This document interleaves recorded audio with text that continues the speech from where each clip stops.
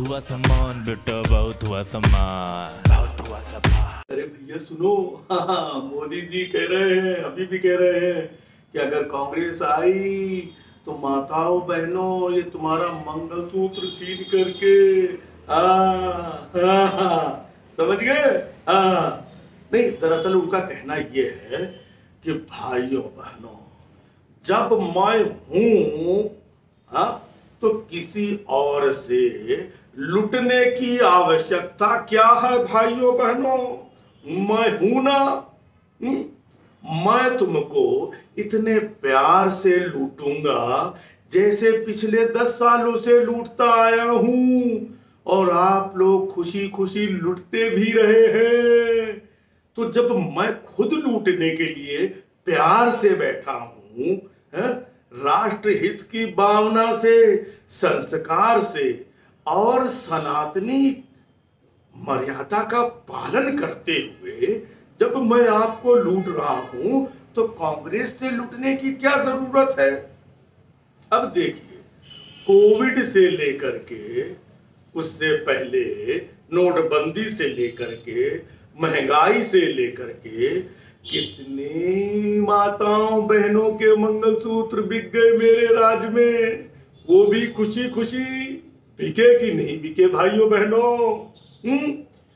तो जब इतनी महिलाओं के मंगलसूत्र बिक चुके हैं, तो भाई और बहनों एक बार मुझे और मौका दे दो।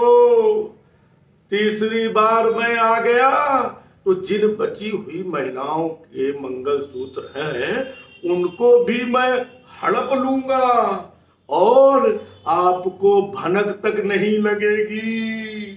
तो जब मैं हूं तो कांग्रेस से लूटने की क्या जरूरत है? देखो भाइयों बहनों, मैं आपको बता रहा हूं, इतना महंगा सिलेंडर, आप लोगों की सब्सिडी हमने धीमे से हड़प ली, लेकिन आप लोग खुशी खुशी महंगा सिलेंडर खरीद रहे हैं। तो जब मैं हूं तो किसी और से लूटने की क्या जरूरत है? अब देखिए, बुजुर्गों का ही मामला लीजिए।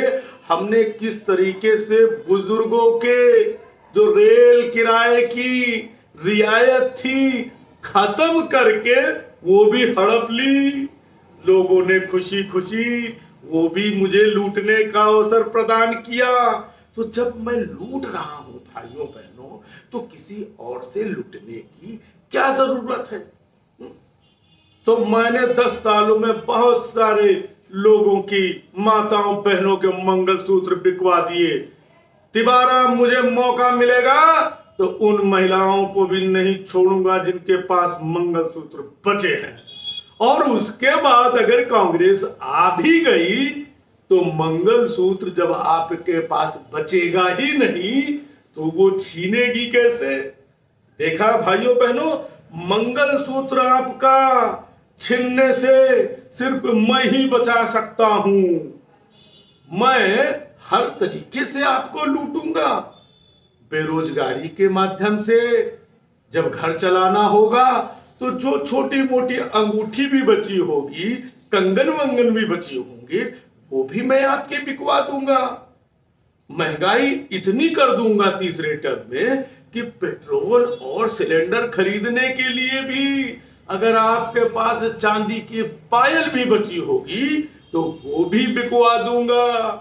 और जब चुनाव आएगा तो फिर मैं लंबी लंबी छोड़ करके आपके सामने फिर चला आऊंगा।